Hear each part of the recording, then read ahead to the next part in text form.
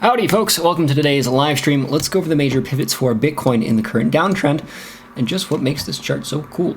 Alright, so we had a bearish break from our pennant. Yes, it is implied bearishness, very, very much implied bearishness. And you know, I'm kind of looking at ACAT here on the daily chart and I kind of haven't been touching on it. And I'm kind of annoyed with just how perfectly it went. Because I kind of ignored the macro time frame. It's like, hey, the 500 period, that's defining trend. And, you know, I have this wonderful indicator here, ACAT, that I was using in the 4-hour, 1-hour, and 15-minute charts.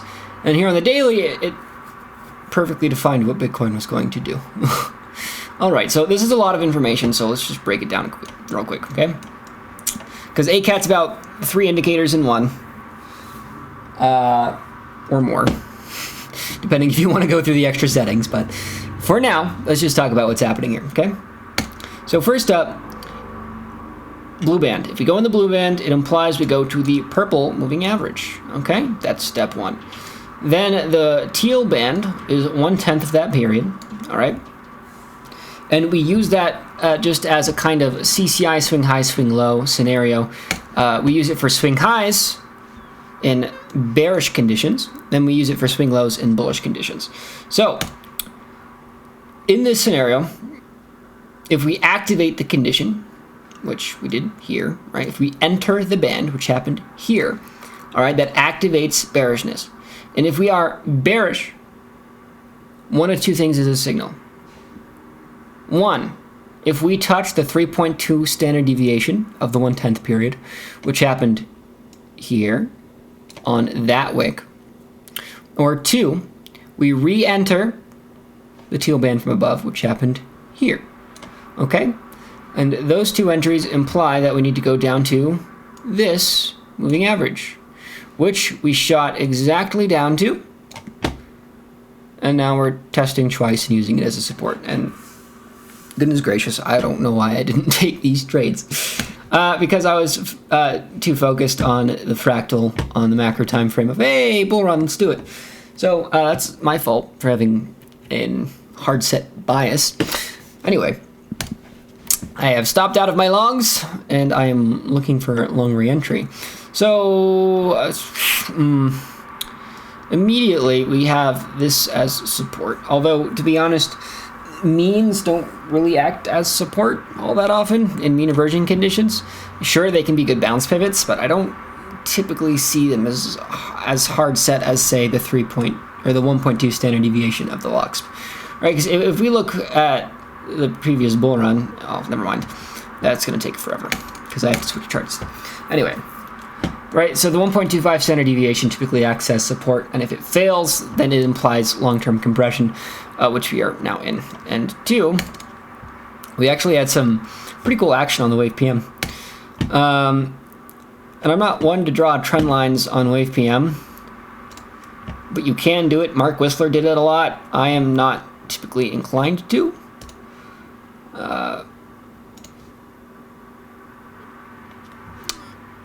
But even with that trend line in place, I'm just using it for the following visual. For the Wave PM cross below 0.7 value, right, where you have the orange line crossing the blue line, which represents trend. All right, failed here, and it failed here. But here, we actually have the implication of trend. So this counts as bearish expansion. This is bearish trend. We are in an active bearish trend. And let's talk about that bearish trend on the 2-hour chart. Why the 2-hour chart? Because it makes the longest overexpanded period between 14 and 600, which the 3D Wave PM can accurately read, right? So here what we're doing is choosing a time frame that supports the overexpansion, right? Because the overexpansion, roughly, if you have it in one swift move, all right, it's generally going to be pretty consistent across all time frames. So like here we have 400. If I go to the 4-hour chart, I haven't checked this, it should be 100, right? Because you're just doubling the 400. And of course, because of period look back, previous volatility is going to change that a bit, right? Because we're getting a bit of volatility overhead from this here because we're causing the re-expansion of the 160 period. So honestly, 2-hour charts probably my best bet. Ooh. See, I don't know if I want to incorporate this here. You see that?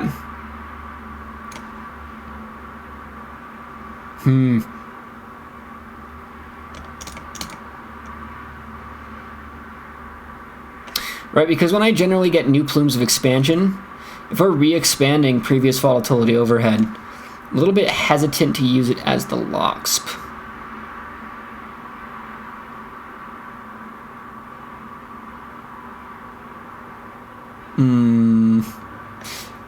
Alright, well, I guess we can do it. It has been pretty reliable in the past, particularly this trend. Right, because we had really clear volatility overhead here, and it still worked out perfectly. And let's check this one.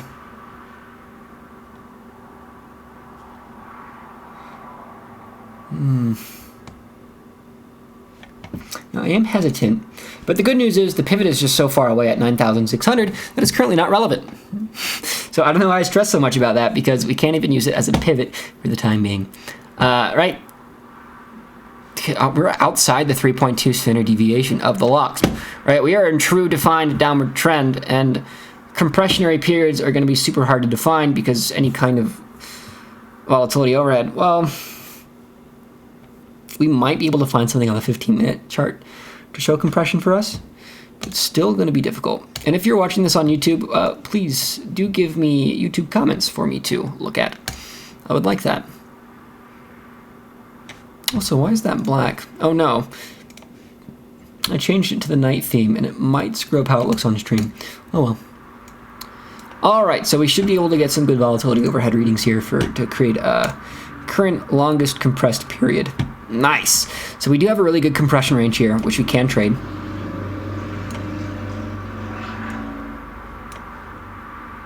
All right, so the problem with Wave PM and generating the longest overexpanded period is we're maxing out at the 600 value, which I could fix by mucking around in the indicators tab and loading up the 1600 to 2. Oh, let's do it. Let's see what happens. And I can just talk about everything else until then. All right, so we want 600 to 2000, which should load. Anyway, we'll talk about the CLCP right now, which is this green band, which defines compressionary ranges. And, all right, using its 3.2 standard deviation, we can pretty reliably decide on trend, although there are some bullish implications right now. There is some small implied expansion happening here, but I wouldn't really expect it to go above 8,700 and then, at that case, 9,000. So I might expect a small volatility pop to the upside here. But we have a compressionary range. Really, we would want to attempt to buy this value or sell this value, or buy this value or sell this value, which I know is not the best. Yeah, I'm gonna have to muck around with ACAT to actually get that to load on my own time. Oh wait, that did load. Damn it.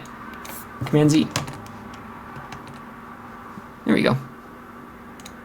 It's just not in the color scheme I'm used to, and it's really far away. Nice. Okay, well that's actually loading correctly. Yeah, so our trend defining pivot's all the way up here, and then we can get CLCP to load on this as well. Except we can't, because it would need to be from 14 to 2000, not 600 to 2000.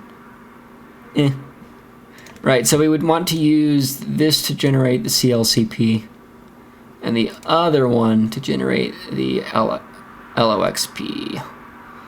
And if you're new to these indicators, yes, they are very dense, but there is a playlist in my YouTube channel that will walk you through all the vernacular I'm using here, because it's all self-generated.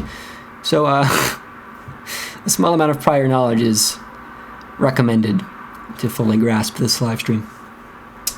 It's worth it though. These indicators are really something else. And I hope that is readily apparent. Anyway, let's check these YouTube comments and see if you guys want me to look at any other coins. FUSD, sure thing. I'm going to look at BTC first, because I do know for a fact we were bouncing off the longest overexpanded period here on, I think, the 4 hour, if I remember from ACAT charts, or ACAT's chart. We had some crazy selling action here, but we have really bounced back quite convincingly. Except we're inside an active mean reversion condition, and 1854 is currently the implied target. Actually, that's a really good short entry. Ooh, damn it.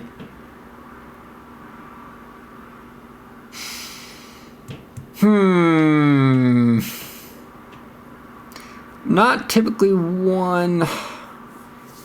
Ooh.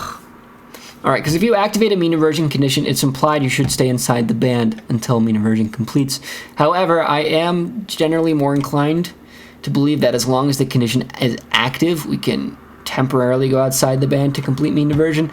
So we could also be seeing a bullish mean reversion on a shorter time frame. Yep, we are. Wow. That's really clean. Okay, so this is short-term bullish, or at least short-term compressionary, where we should at least see 2,800, but this mean is going to travel down to meet price. So I think FBTC is going to do nothing for a while. It's very safe. We had some high volatility and now have entered the compressionary period. As far as the USD pairing, this is in more of an active downtrend. And if Bitcoin is inclined to go sideways and FBTC is inclined to go sideways, oh my god, look at that. Nice clean range trade. If you want to play this range from this trend line and this trend line, this expanding cone, I would expect that to play pretty nicely, especially because FBTC is inclined to go a little bit more sideways. Excuse me. Let's check those YouTube comments again. There's nothing new. All right, that's it for today's live stream. It has been a pleasure. I will see you all tomorrow at 1 p.m. MST, hopefully on time. I got a date tonight, so we'll see if I'm here in the morning. Bye, guys. I love you. Ciao.